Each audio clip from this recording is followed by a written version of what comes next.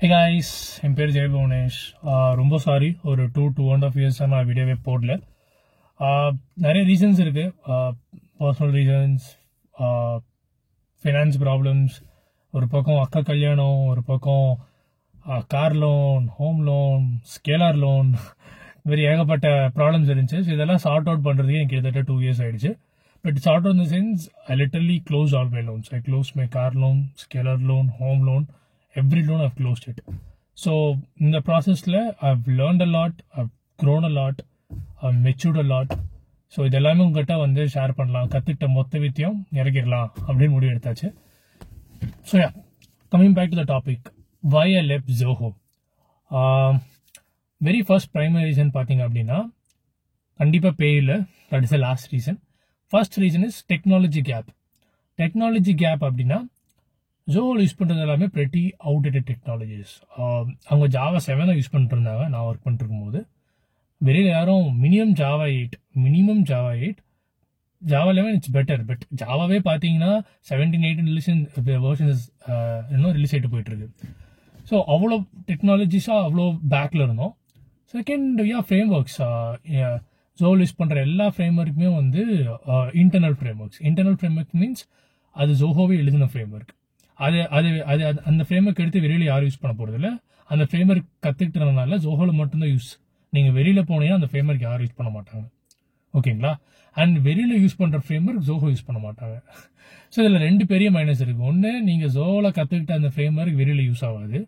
சரி, வெளியில் எல்லாருமே புகழ்பெற்று யூஸ் பண்ணுற அந்த ஃப்ரேம் ஒர்க் இருக்கா, லைக் ஸ்ப்ரிங் பூட்டாக இருக்கட்டும், டிஜாங்கோவாக இருக்கட்டும், நோட் ஜிஎஸ்ஸாக இருக்கட்டும், இது எதுவுமே ஜோஹோ யூஸ் பண்ண மாட்டாங்க. செகண்ட் ரீசன் பார்த்தீங்க அப்படின்னா, செகண்ட் ரீசன் வந்து ஒரு மாதிரியா காம்ப்ளெக்ஸானது. இன் சிம்பிள் டேர்ம்ஸ் சொல்லணும் அப்படின்னா, அனலைஸ் யுவர் சர்க்கிள். அதுதான் வந்து சிம்பிள் டேர்மாக சொல்கிறது. ஸோ இதை அனலைஸ் பண்ணுறது, இந்த இன்ஃபர்மேஷன்லாம் கேதர் பண்ணுறதுக்கு கொஞ்சம் டைம் ஆகும். இந்த டைம் எடுக்கிறது வந்து ஆக்சுவல் விதத்தில் நல்லது தான். ஏன்னா நீங்கள் வந்து ஒரு 1 yearல கம்பெனி சேஞ்ச் பண்ணுறீங்க அப்படின்னா தட் இஸ் வெரி பேட். இப்போ பம்மாட்டிக்கில் பார்த்தீங்கன்னா ஒருத்தன் 1.5 years 2 கம்பெனி சேஞ்ச் பண்ணிட்டான்னு வைங்களேன், அவன் ரெஸ்யூம் ஷார்ட் லிஸ்ட் கூட பண்ண மாட்டாங்க. அவன் வந்து எவ்வளோ பெரிய திறமசாலியாக இருக்கட்டும், அவன் ரெஸ்யூம் ஷார்ட் லிஸ்ட் கூட பண்ண மாட்டாங்க. Because it shows that is a frequent job changer. So unless you have a very strong and valid genuine reason நீங்கள் கம்பெனி சேஞ்ச் பண்ணுறது வந்து அது வந்து ஒரு பேடாக தான் உங்கள் ரெஸ்யூம் காட்டப்படும், like in a very less இன்டர்வெல்ல. So my advice would be minimum 1.5 at least 2 years நீங்கள் இருக்கணும் அந்த கம்பெனியில். ஓகேங்களா? ஸோ இதெல்லாம் ஏன் சொல்கிறேன் அப்படின்னா, இதெல்லாம் நீங்கள் இந்த இன்ஃபர்மேஷன் கேதர் பண்ணுறதுக்கும் இந்த டைம் லிமிட் நீங்கள் வரதுக்கும் கரெக்டாக இருக்கும். ஸோ இப்போ இந்த இன்ஃபர்மேஷனாக கேதர் பண்ணுறதுன்னு சொல்கிறேன். உங்கள் சீனியர்ஸோட நீங்கள் பேசணும். சீனியர்ஸ்னால் 10 years சீனியரும் வேணாம், 1 year சீனியரும் வேணாம். மினிமம் ஒரு 3 year R minimum at least 2 years to 5 years இந்த கேப்பில் இருக்க சீனியர்ஸோட ஈஸியாக மிங்கிள் ஆக ட்ரை பண்ணுங்க. It's actually very easy to mingle as well. அவங்களும் எல்லாமே ஈஸியாக ஷேர் பண்ணுவாங்க. ஸோ அவங்களோட நீங்கள் வந்து 2 கேள்வி கேட்கணும் நீங்கள் நல்லா க்ளோஸ் ஆனதுக்கப்புறம். ஃபர்ஸ்ட் கேள்வி என்ன அப்படின்னா, ஏன் ப்ரோ நீங்கள் ஒன்றும் இதே கம்பெனியில் இருக்கீங்க? இது ஃபர்ஸ்ட் கேள்வி.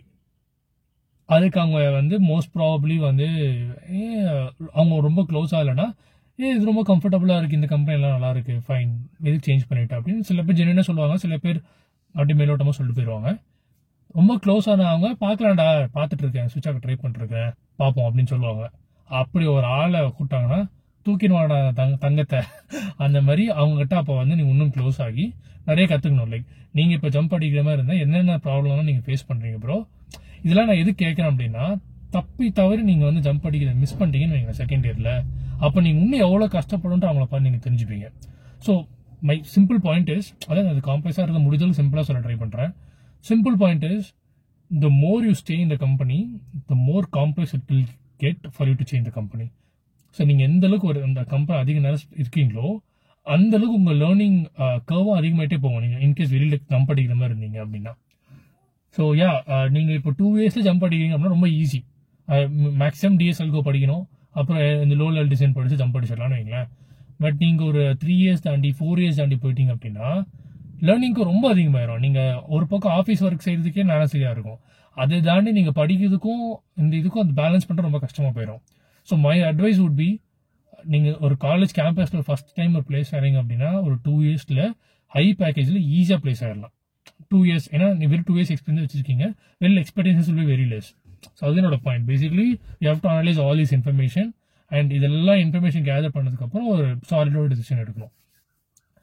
ஸோ இந்த டிசிஷன் எடுக்கும் போதே நான் டெக்னாலஜி கேப் சொன்னேன் பார்த்தீங்களா, அதில் ப்ளஸ் இன்னொரு விஷயமும் நீங்கள் அனலைஸ் பண்ணணும். நீங்கள் பண்ணுற ஒர்க் ரிப்பீட்டேட்டிவாக இருக்கா அப்படின்னு செக் பண்ணுங்க. ரிப்பீட்டட் இந்த சென்ஸ் லைக் இப்போ எனக்கு ஒரு புது ஃபீச்சர் கொடுக்குறாங்க, நான் அதை வந்து டிபி ஸ்கீமா டிசைன் பண்ணுறேன். டிபி ஸ்கீமானா லைக் எங்கெங்கே ஸ்டோர் பண்ணணும், எப்படி ப்ராசஸ் பண்ணணும் டிசைன் பண்ணுறேன். டிசைன் பண்ணி கோட் அடிக்கிறேன், ரிலீஸ் பண்ணுறேன், அதெல்லாம் பக் வந்து ஃபிக்ஸ் பண்ணுறேன். அப்புறம் வேற யாராவது எதுவும் ஃபீச்சரில் பக் வந்து சப்போர்ட் ஆகிட்டா அதுவும் ஃபிக்ஸ் பண்ணுறேன். இதுவே ஆக்சுவலாக ரிப்பீட்டேட்டிவ் ஒர்க் தான். நீங்கள் வந்தால் செத்தா சுத்தா ரிப்பீட். அதே கிட்டத்தட்ட அந்த மாதிரி தான். ஃபீச்சர் வரும், டிசைன் பண்ணுவீங்க, ரிலீஸ் பண்ணுவீங்க, ரிப்பீட். இதே மாதிரி தான் போயிட்டு இருக்கும். அப்போ இதை தாண்டி என்ன ஒர்க் இருக்குன்னு பார்த்தீங்கன்னா, இப்போ நான் பப்மாட்டிக் வந்ததுக்கப்புறம் நான் ஒரு புது மைக்ரோ சர்வீஸையும் எனேபிள் பண்ணுறேன். அந்த மைக்ரோ சர்வீஸ் வந்து அதுக்கு வந்து எவ்வளோ பாட் வைக்கணும், அதுக்கு வந்து எப்படி லோட் பேலன்ஸை செட் பண்ணணும், டிட்டோவான ஒரு ஹை லெவலில் எப்படி வந்து சிஸ்டம் டிசைன் பண்ணணுன்றதை நான் வந்து ஃபிகர் அவுட் பண்ணுறேன். இந்த லேர்னிங் நீங்கள் வந்து ஒரு எக்ஸிஸ்டிங் கம்பெனியில் இல்லை ஜோஹோமோ கம்பெனியில் நீங்கள் கிடைக்கணும்னு நினச்சிங்கன்னா மினிமம் 5-6 years ஆகும் கைஸ். நான் சொல்கிறது ரொம்ப மினிமம். ஏன்னா அவ்வளோ பெரிய ஒரு பொறுப்பை வந்து அவ்வளோ சீக்கிரம் எடுத்து கொடுத்துட மாட்டாங்க லைக் இன்எக்ஸ்பீரியன்ஸ் ஆளுகளுக்கு. மினிமம் நீங்கள் ஒரு 7-8 years எக்ஸ்பீரியன்ஸ் ஆனதுக்கப்புறம் ஒரு ப்ரொமோஷன், ஒரு 2 ப்ரொமோஷன் ஆனதுக்கப்புறம் தான் இந்த மாதிரி ஒரு பிக் டாஸ்க், ஒரு பிக் ரெஸ்பான்சிபிலிட்டி டாஸ்க் உங்கள் கையில் வரும். இது ஏன் இன்னொரு கம்பெனி ஈஸியாக கொடுக்குறாங்க அப்படின்னா, ஸோ ஒரு பெரிய கம்பெனி அவ்வளோ சீக்கிரத்தில் வந்து எல்லாமே டக்குனு நடந்துடாது. ஆனால் நீங்கள் ஒரு வளரும் கம்பெனியில் போகிறீங்க அப்படின்னா உங்களை நம்ம நிறைய ரெஸ்பான்சிபிலிட்டி கொடுக்கப்படும், அதுக்கு நிறைய சேலஞ்சஸ் இருக்கும், அதில் நீங்கள் நிறைய கற்றுப்பீங்க. ஸோ இதெல்லாம் வந்து இதெல்லாம் ஒரு கிளப் பண்ணி நீங்கள் யோசிக்க வேண்டிய ஒரு ஃபேக்டராக இருக்கும். ஸோ என்ன கேட்டிங்கன்னா இவ்வளோ காம்ப்ளெக்ஸாக யோசிக்க தேவையில்ல. டெக்னாலஜி கேப் இருக்குது, ரெப்பிட்டேட்டிவ் ஒர்க் இருக்குது, அண்ட் எனக்கு வந்து என்ன சொல்கிறது, somehow I'm not happy with like இன்னும் சுற்றி நிறைய பேர் ஜம்ப் அடிக்கிறாங்க. இது மூணுமே டிக் ஆனாலுமே இட்ஸ் 99% நீங்கள் வந்து ஜம்ப் அடிக்கிறதுக்கான சைன் வந்துருச்சுன்னு அர்த்தம். ஓகேங்களா? ஸோ எல்லாரும் ஆவலாக வெயிட் பண்ணிருக்கிற கண்டென்ட் வந்தாச்சு. இப்போ நான் எவ்வளோ சம்பாதிக்கிறேன், ஜோல் எவ்வளோ சம்பாதிச்சிட்டு இருந்தேன். ஸோ கைஸ் எனக்கு ஷேர் பண்ணுறதுல எந்த பிரச்சனையும் இல்லை. இந்த சேனலோட ஃபுல் இன்டென்ஷனே வந்து டிரான்ஸ்பரண்டாக இருக்கணும் அப்படின்றத. நான் ஒரு டாபிக் எடுத்தேன்னா அது எல்லாமே கவர் பண்ணணும். ஒரு ஃப்ரெண்ட்ஸ் கிட்ட நம்ம எவ்வளோ ஷேர் பண்ணுறோமோ அது எந்த அளவு உங்களுக்கு யூஸ்ஃபுல்லாக இருக்கும், அதுதான் என்னோட நோக்கமே. ஸோ நான் ஜோஹோவில் பிளேஸ் ஆகும்போது 2 பேக்கேஜ் இருந்துச்சு, 4.6, 6.6. ஸோ நான் 6.6 பிளேஸ் ஆனேன். அப்புறம் அந்த 2 years இருந்ததில் வந்து நார்மலைஸ் பண்ணி கொஞ்சம் ஹைக்கில் ஏற்றி போட்டு அரௌண்ட் 10 LP தொட வச்சுட்டாங்கன்னு வைங்களேன். பேஸ் பே வந்து 10 கிட்ட போயிடுச்சு. அப்புறம் இந்த போனஸ் காம்பனண்ட் இருக்கும், அது ஒரு ஆல்மோஸ்ட் 10 சாலிடாக 10 வச்சுக்கலாம். ஓகேங்களா? ஸோ இந்த 10 LPல இருந்து கிட்டத்தட்ட ஆல்மோஸ்ட் 300% நான் ஜம்ப் அடித்தேன். 27 LPக்கு நான் ஜம்ப் அடித்தேன். ஸோ இந்த ஜம்ப் தான் மெயின் ரீசனாக இருக்கும். அதனால தான் ஜோஹோ விட்டேன்னு எல்லாம் நினைப்பாங்க. அதுதான் இல்லை, அதுதான் இவ்வளோ டீட்டெயிலாக எக்ஸ்பிளைன் பண்ணது காரணம். எனக்கு 15-16 LP கிடைச்சதுனால ஜம்ப் அடிச்சிருப்பேன். லக்கிலி நான் எதிர்பார்த்த எல்லா கிரைட்டீரியாஸும் இருந்துச்சு. பே மட்டும் ஒரு ரீசனாக இல்லை ஒரு கம்பெனி ஜம்ப் அடிக்கிறதுக்கு. நீங்கள் ஒரு கம்பெனி விட்டு வெளியில் போகிறதுக்கு என்னென்ன காரணம்லாம் பார்த்துட்டோம், கரெக்டுங்களா? ஆனால் அதே மாதிரி இன்னொரு கம்பெனி உள்ளே போகிறதுக்கு அந்த கம்பெனியில் என்னென்னலாம் தகுதி இருக்கும் அதுவும் பார்க்கணும், கரெக்டுங்களா? அதை நம்ம இன்னொரு வீடியோவில் தெளிவாக எக்ஸ்பிளைன் பண்ணலாம். ஸோ நான் ஜோஹோவில் பார்த்த அதே ஒர்க் லைஃப் பேலன்ஸ் எல்லாமே அதே மாதிரி இருக்கணும்னு ஆசைப்பட்டேன். அது ஒரு தனி லிஸ்ட், அந்த லிஸ்ட் நம்ம இன்னொரு வீடியோவில் பார்ப்போம். அதுக்கேற்ற மாதிரி அமைஞ்சனால தான் இப்போ இன்னொரு கம்பெனி 27 LP ஜம்ப் அடித்தேன். ஸோ 27 LPனா 27 lakhs per year வருதா ப்ரோ அப்படின்னா அப்படிலாம் இல்லை. இப்போது ஹைக்கில் போட்டு கரெக்டாக 30-31 LP வந்துருச்சுன்னு வைங்களேன். இப்போ ஒரு புரியுற எக்ஸ்பிளனேஷன் 30 LPன்னு வச்சுப்போம். இந்த 30 LPயில் என்னோட பேஸ் பே பார்த்தீங்க அப்படின்னா 21 LP தான். இந்த 21-22 சொல்லிக்கலாம், இந்த ஹைக்கில் போட்டு எனக்கு செக் பண்ணால் தான் தெரியும். பட் 21 வச்சுக்கோங்களேன். இந்த 21 LPயில் நீங்கள் 21/12 பிளைண்டாக டிவைட் பண்ணீங்க அப்படின்னா ஆல்மோஸ்ட் 1,70,000-1,80,000 வரணும், கரெக்டுங்களா? பட் கைக்கு அவ்வளோ வராது. ஃபஸ்ட்டு வந்து டேக்ஸ் போயிடும், PF போயிடும், அப்புறம் ப்ரொஃபஷனல் டேக்ஸ் போயிடும். அந்த ஏகப்பட்ட டேக்ஸ்லாம் போய் கைக்கு 1,47,000-48,000 தான் வரும்.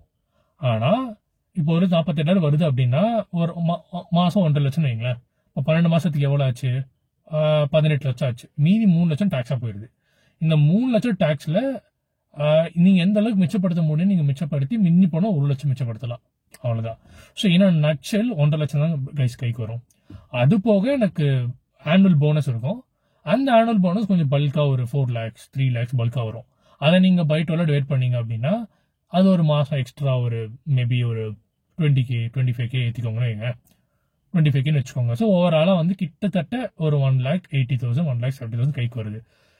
ஸோ இந்த ஜம்ப் அடிச்சனால தான் என்னால் வந்து என்னோட லைஃப்பில் இருக்க ஃபர்ஸ்ட் பேசிக் ஃபைனான்ஸ் ப்ராப்ளம்ஸ்லாம் ஃபிக்ஸ் பண்ண முடிஞ்சுச்சு. ஸோ இந்த ஜம்ப் நான் எப்படி அடித்தேன், அது நான் என்னென்னலாம் படித்தேன், இப்போ நான் இன்னொரு ஜம்ப் அடிக்கிறதுக்கான பிளானை வச்சிருக்கிறேன். அதை வந்து என்னோட ஃபுல் ப்ராசஸ், என்னோட ஃபுல் ப்ராக்ரஸ் நான் ஷேர் பண்ணலான்னு இருக்கேன். So yeah, as I promised, I hope I've discussed everything. Like நான் எல்லாமே டீட்டெயிலாக எக்ஸ்பிளைன் பண்ணியிருப்பேன் நான் நம்புறேன். ஸோ தான் என்னோட வெரி ஃபர்ஸ்ட் வீடியோ. ஸோ இதுக்கப்புறம் வர வீடியோஸுமே நான் வந்து ரொம்ப பயங்கரமாக எடிட்டிங்லாம் பண்ண மாட்டேன். நம்ம என்ன டாபிக் எடுத்துருக்கோமோ கண்டென்ட்ல ப்ராப்பராக எல்லாமே இன்னும் எஃபர்ட் போட்டு ப்ராப்பராக படித்து ரிசர்ச் பண்ணி நான் உங்களுக்கு கண்டென்ட்ஸ் சொல்லுவேன். பட் அதை வந்து அப்படியே பயங்கரமாக கிராஃபிக்ஸ்லாம் போட்டு எடிட்லாம் பண்ணுற அளவுக்கு எனக்கு டைம் இல்லை, அண்ட் அது தேவையும் இல்லைன்னு நான் நினைக்கிறேன்.